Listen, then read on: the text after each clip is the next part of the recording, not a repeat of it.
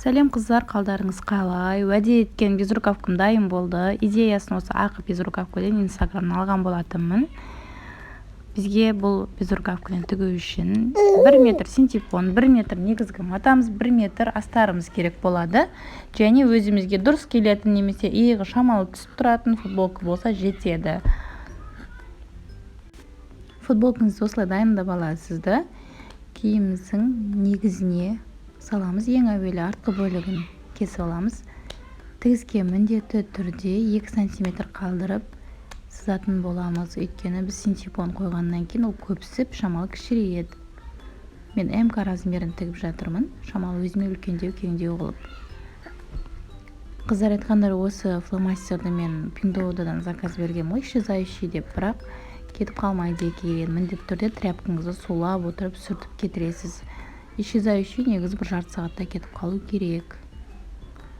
Заказ беретін болсаңыздар, отзывтарын оқып, солай заказ бермесеңіздер, мынау деген енді маған кәдімгі жұмыс болды. Әсіресе сырмасын тіккен кезде мен клеткілерді осымен сызып тастағам ғой. Артынан влажный салфеткамен сүртіп кетірдім. Міне артқы бөлігіміз дайын. Дәл осыны біз синтепонға түсіреміз, дәл осыны астарымызға түсіретін боламыз.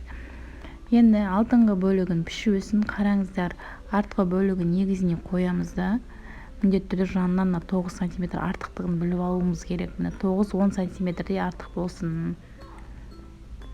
Бірақ бұлай жанынан кеспейміз, ол артық біздің алдымызға түседі. Міне 9 см алдымызға келеді. Осылай қойып, енді алдыңғы бөлігін пішетін боламыз. Қыздар, осы жерден бірін анықтап кетесіздер, жағаңыздың қысқа немесе ұзын болатын. Менікі дәл осы қайырған сияқты болып түседі жағам. Қысқалау болады, суреттегідей жасамаймын, ақ безрукавкадағыдай. Сіз сондай қылғыңыз келсе, жағаңызды жіңішке ұзын қылып қайырыңыз. Сонда сіздің жағаңыз, яғни воротнигіңіз де ұзын болып түседі. Бірін осы жерден пішетін кезде, кесетін кезде жағаны біліп кету керек уже. Сызып кесіп алғаннан кейін алдыңғы бөлігінде, артқы бөлігінде синтепонға салатын боламыз. Міне бізде алдыңғы бөлігі мен артқы бөлігі дайын. Міне мұны жаңа бізде сапақ болатын алдымыз, иә. Синтепонның қаншалықты қалың жұқа болатында өздеріңіз білесіздер. Мынандай егер бір қабатын алып тастасаңыз, синтепоныңыз жұп-жұқа болып шыға келеді. Мен қалыңдауға алып жатырмын. Менде булавкой всегда в помощь ғой. Булавкілерді қыстырып алып, содан кейін барып кесем. А то жылжып кетеді синтепон. Мен дәл осылай артқы бөлігінде, алдыңғы бөлігінде дайындап алдым. Сіз немесе бірінші джинсыға, материалыңызға негізіне сырмаңызды линейкамен сызып алып, одан кейін синтепонға түсірсеңіз де болады. Мен фломастерді исчезающий деп ойладым да, бірінші синтепонға қойып, одан кейін барып сырмамды сызайын деп жатырмын. Мына сырмаларыңызда, яғни сырма жүретін линияларыңызда қаншалықты жақын, қаншалықты алшақтау болатынында өздеріңіз білесіздер. Мен өзім ойшана линейканы екіге аударып ала салдым. Қателесіп кеткенмін ғой сонда деп, размер бірде шығады деп. А сіздер ірі қылатын болсаңыз да өзіңіз білесіз, немесе мелкий сырма жасасаңыз да өздеріңіз білесіздер. Сызып алғаннан кейін міндетті түрде осы бірінші сырмаларыңызды тігіп алыңыз. Алдыңғы бөлігінде, артқы бөлігінде тігіп аласыз. Мінекей менде дайын болды. Артқы бөлігінде, алдыңғы бөлігінде тігіп алдым.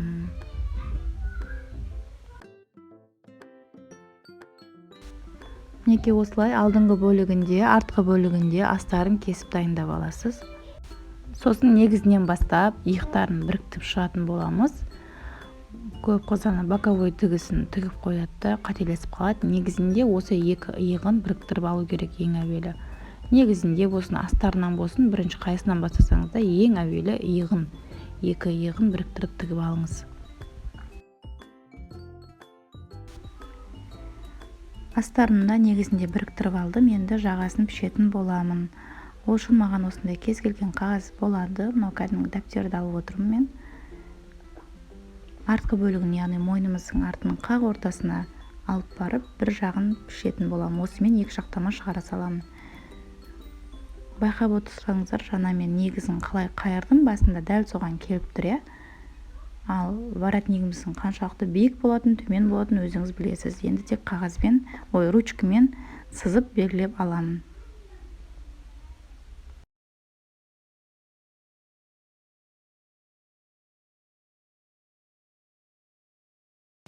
Жағамызды кесіп дайындап алғаннан кейін киіміміздің негізіне де, астарына да, синтепонға да осылай ұзындығынан 2 қайырып салатын боламыз.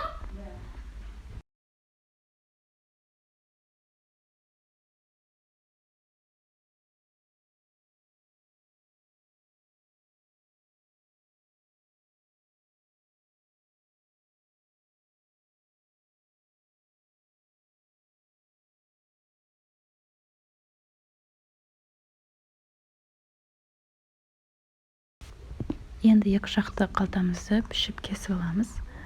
Қалтаның қаншалықты үлкен кіші болатыны да өзіңізге байланысты.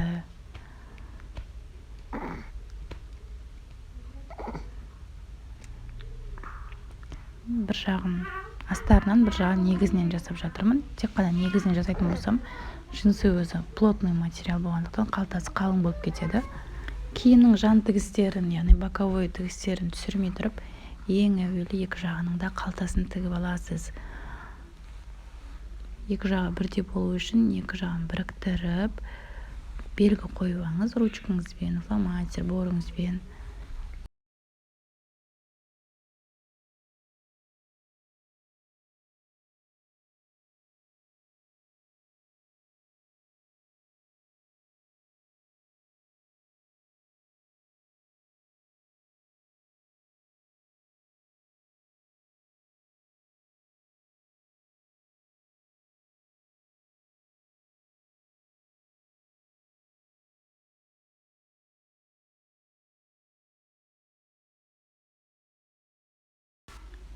Қалтаның бір жағын, яғни астардан болатын жағын алдыңғы бөлікке тігемін. Міне мен тігіп көрсетіп тұрмын. Ал негізден болатын жағын артқы бөлігіне тігетін боламыз. Мінекей дәл осылай екеуінің размерін бірдей қылып тігіп аламыз.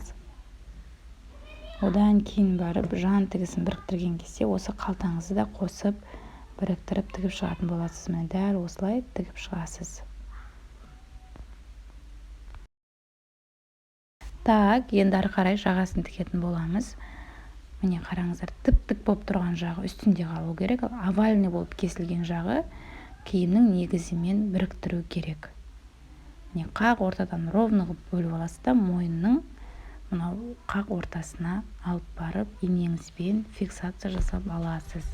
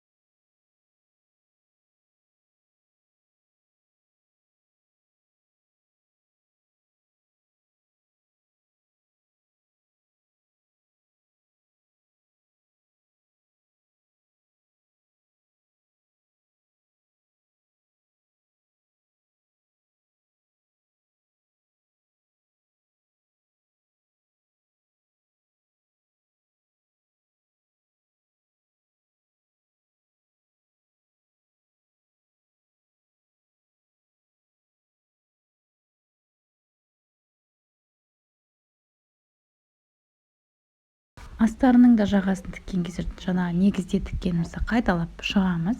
Дәл осылай орталарынан ровно бөліп алып, екі жақтама қайырып біріктіріп шығамыз. Сосын машинаға салып тігіп шығыңыз бірінші. Осылай бәрін инемен біріктіріп алғаннан кейін тігесіз.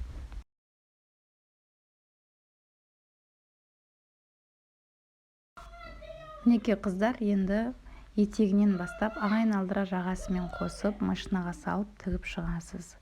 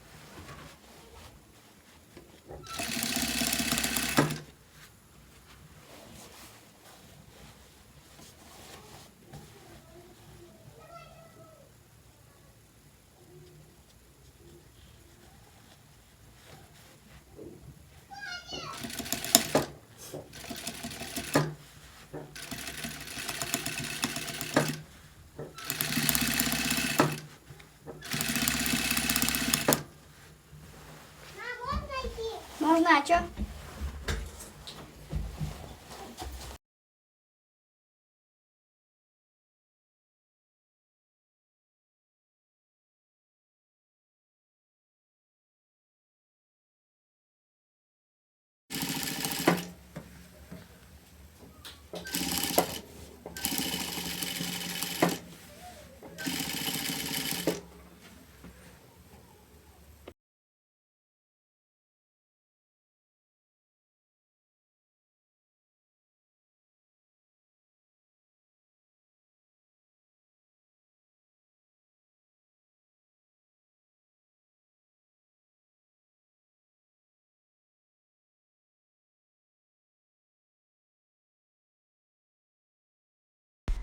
Алдын осылай жағалай тігіп шыққаннан кейін енді қол ойындысын екі жағында тек қана боковойына бармаңыз, тек қол ойындысын тігіп шығатын боламыз.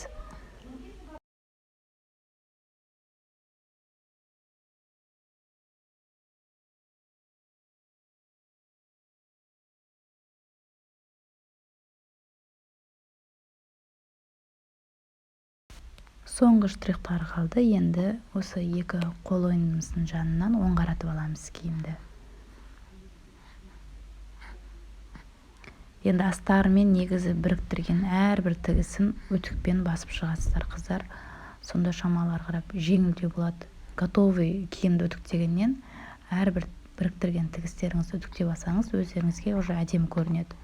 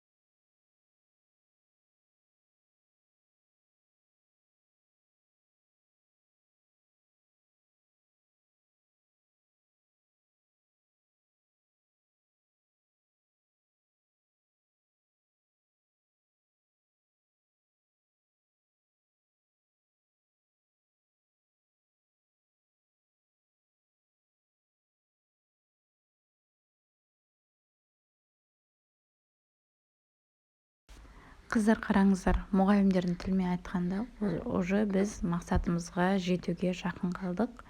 Тек жан тігістері мен астыңғы тігістерін біріктіріп шықсақ болды.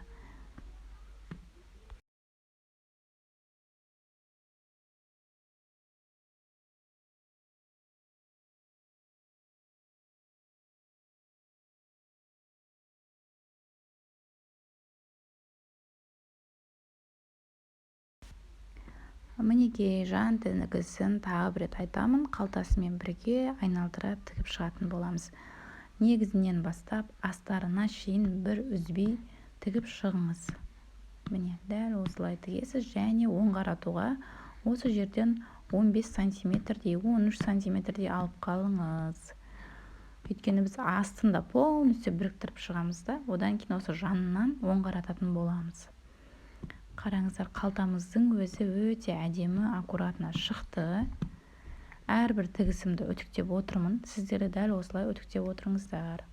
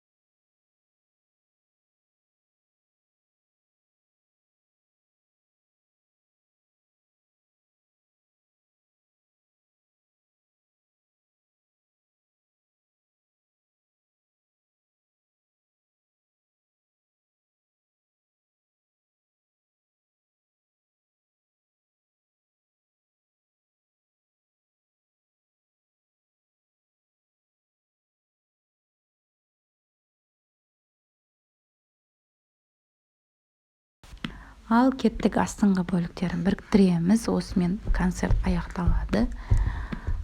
Астыңғы бөлігін ешқандай да оң қаратуға орын қалдырмай біріктіріп шығасыз. Өйткені біз жанынан бағана 13-15 сантиметрдей оң қаратуға орын қалдырған едік. Я тікпей, о жерді қолмен көктеп шыға саласыз. Міне, полностью теріс қаратып бұрыш-бұрыштарына ақтарып отырмаңыз. Просто өзіңізге ыңғайлы қылып дәл осылай машинамен зыр еткізе саласыз.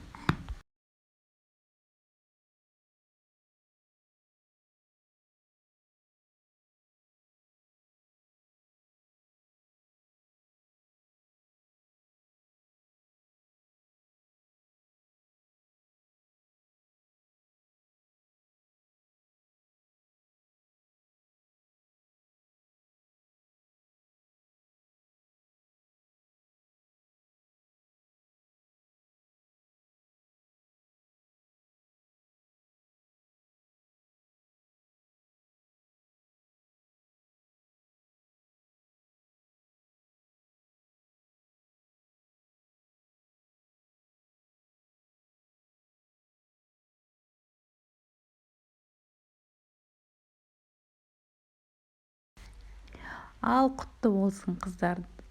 Біздің жилеткамыз, безрукавкамыз, сырмалы, мына почти кәжекей ғой, дайын болды. Мінекей, дәл осылай кез келген ременмен, мына күйеуімнің ременін асығысты ала салдым, мен шалбарынан шешіп алдым осы кезде ілініп тұрған жерінен. Өзімнің ремендерім коробкада шифонердің ішінде жатыр, оны алуға еріндім. Мынау енді біздің қазақша жилеткіміздің назапақ түрінде тігілген түрі болды ғой. Түймесіз, басқасыз, қапсырмасыз ременмен спокойно былай да былай орайсыз да кез келген ремен түрімен тағып кете бересіз. Шалбармен, көйлекпен, қалаған түрімен кие беріңіз. Әдемілеп, өзіңіз енді әдемі ременмен әдемілеп тағасыз. Қазір жалпы джинсовый тігілген курткілер, джинсовый безрукавкілер, джинсовый сырмалы көп заттар модада екен, трендте екен. Так что тігіп алыңыздар.